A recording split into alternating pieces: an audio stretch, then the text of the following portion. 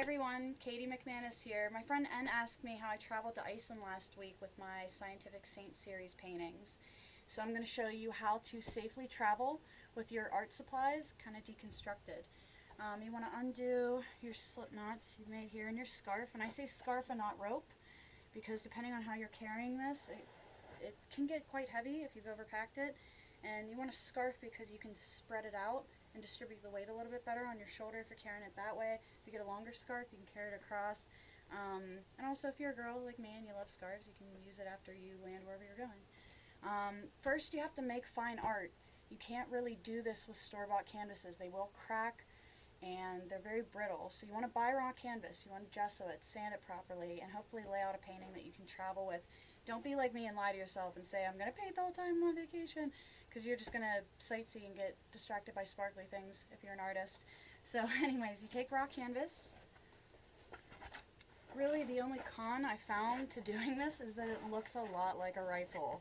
If you're traveling on a plane nowadays, be prepared to be stopped. I know I have been. So you take raw canvas, you wrap it twice just to reinforce it, protect it from getting bumped by other people and weather. You want to roll your canvases around stretcher bars. The stretcher bars doing this method are key because they're going to reinforce this. If you don't put something in the middle to reinforce this, it's going to bend and you're going to ruin your paintings. You never ever want to fold them, you always want to roll them. So even if you have to buy more stretcher bars, when you get wherever you're going, you always have at least 4 in here so you can do one painting. You want to lay it flat. Usually it ends up with a lot of waves, but I don't seem to have very many. Those will usually fall out in about an hour if you have any. And if you guys want to see,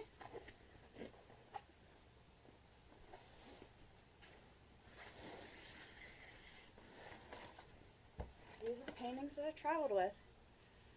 Stephen Hawking.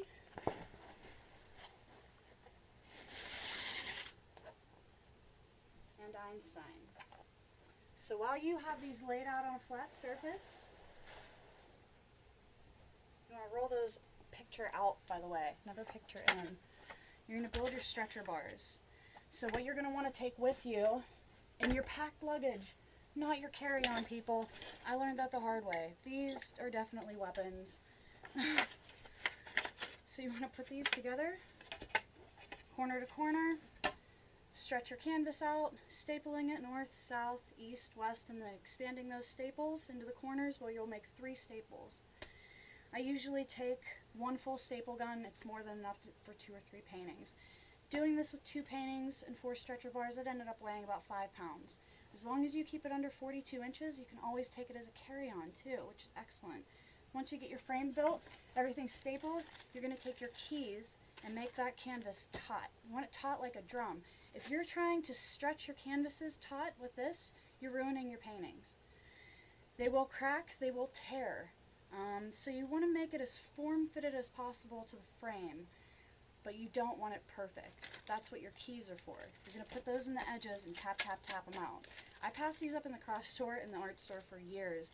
Never dawned on me what they were for. A lot of people don't know, and that's what it's for. So anyways, I'm anxious to see what everybody creates and all of the artwork that you travel with. Good luck. Thanks, guys.